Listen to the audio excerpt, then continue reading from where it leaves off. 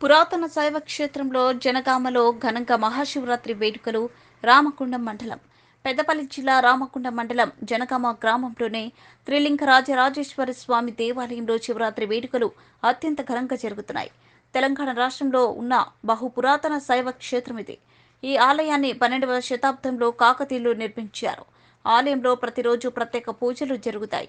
ప్రత్యేకంగా మహాశివరాత్రి రోజున, కార్తీక పౌర్ణమి రోజున 3 రోజుల పాటు ప్రత్యేక ఉత్సవాలు జరుగుతాయి.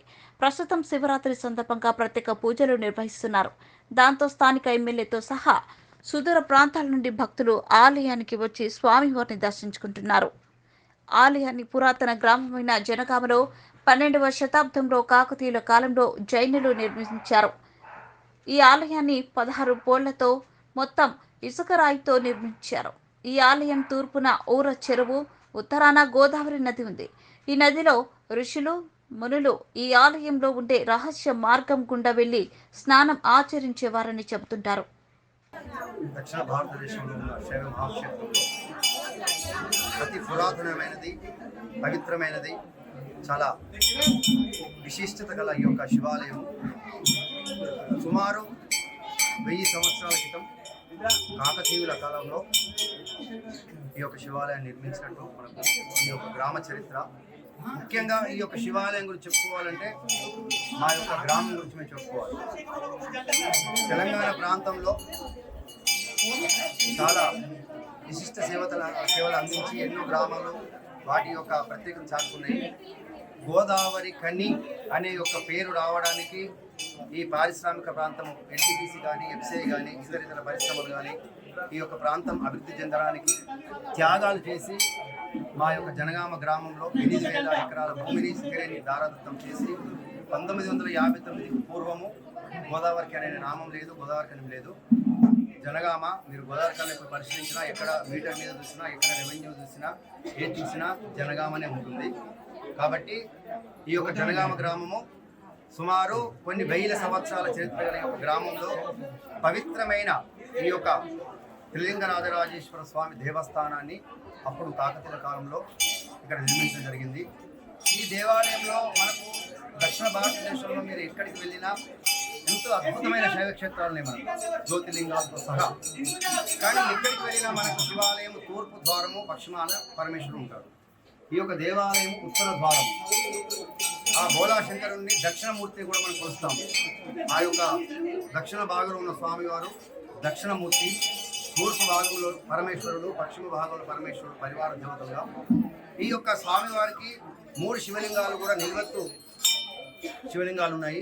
వీటికి బ్రహ్మసూత్రంతో కూడింది. బ్రహ్మసూత్రం అంటే మనకు జగద్గురు శంకరాచార్యులు మనకు ఒక సందర్భంలో ఏం విశేషించడం జరిగిందంటే, బ్రహ్మసూత్రంతో కూడిన ఆ యొక్క పరమేశ్వరుని దర్శించుకుంటే ధర్మమైన, న్యాయమైన కోరికలు మనకు త్వరగా సిద్ధించి శీఘ్ర పునర్దర్శనం జరుగుతుందని చెప్పి మనకు వాళ్ళ ఒక ప్రవచనంలో మనకు విశ్లేషించడం జరిగింది. అదేవిధంగా మనకు 3 శివలింగాలు కూడా బ్రహ్మసూత్రం ఉంది. ఆ దక్షిణ భాగంలో ఉన్న స్వామివారు దక్షశ్రీ యజ్ఞంలో ప్రాకారంగా శ్రీచక్రము, విష్ణుమూర్తి, పరమేశ్వరుడుగా మనకు పూర్వీకులు.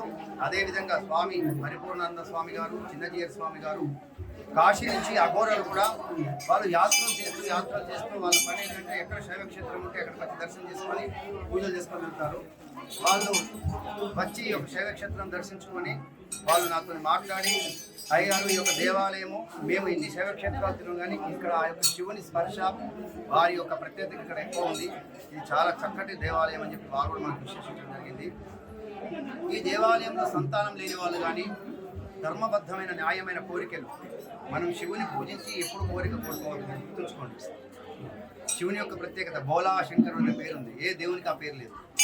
మీరు శివుణ్ణి దర్శించుకొని నాకు ఒక కొబ్బరికాయ 20 రూపాయల కొబ్బరికాయ కొట్టి నాకు అది కావాలి ఇది కావాలి ఎవరు అడగదు.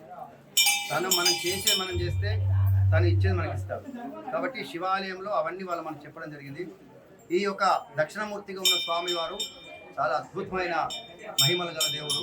ఇక్కడికి వచ్చిన వాళ్ళు తప్పకుండా కూడా వచ్చి ఇక్కడికి మళ్ళీ దర్శనం చేసుకుంటారు. కాబట్టి తెలంగాణ ఉమ్మడి ఆంధ్రప్రదేశ్ రాష్ట్రంలోనే మనకు ఇక్కడ ఉన్న మహారాష్ట్ర ఇలాంటి రాష్ట్రాల నుంచి వాళ్ళు ఇక్కడ దర్శనం చేసుకుంటారు. ఈ యొక్క మహాశివరాత్రి పర్వదినాన్ని సందర్భించుకొని ఈ దేవాలయం ఇంకొక ప్రత్యేకత ఉంది.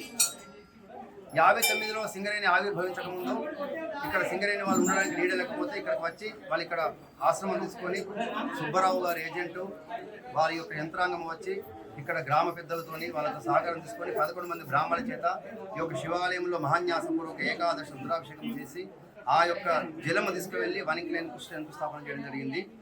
ఆ యొక్క భగవంతుని దయ వల్ల వాళ్ళు ఇక్కడ 3 సంవత్సరాలు మా నాన్నగారు చెప్పేది 3 సంవత్సరాలు ఇక్కడ దేవి నవరాత్రులు చేసి చిన్న చిన్న దేవాలయం ఇప్పుడు నిల్చోవడానికి కొంత వారి సహకారం కూడా అప్పుడు చేయడం జరిగింది. ముందర పోల్సులు కానీ కింద ఫ్లోరింగ్ అవి ఆ క్రమేణంగా RG 1, 2, 3, 4 రాత్రి లింగోద్భవ సమయం వరకు కూడా అభిషేకాలు అర్చనలు కోడెకట్టే సదుపాయం కూడా మా కమిటీ చైర్మన్ గారు మా యొక్క 9th వార్డు కార్పొరేటర్ గారు గ్రామ పెద్దలు కమిటీ వాళ్ళు భక్తులు అందరూ కూడా మా గౌరవనీయులు రాంగున్న శాసనసభ్యులు శ్రీమతి శ్రీ మనాలి రాజ్ ఠాకూర్ మక్కన్ సింగ్ గారు అదేవిధంగా నగర మేయర్ గారు అందరూ కూడా భక్తుల సహకారంతో అందరి సహకారంతో అహర్నిశలు కష్టపడి ఆ యొక్క పరమేశ్వరుని సేవించి తరిస్తున్నారు.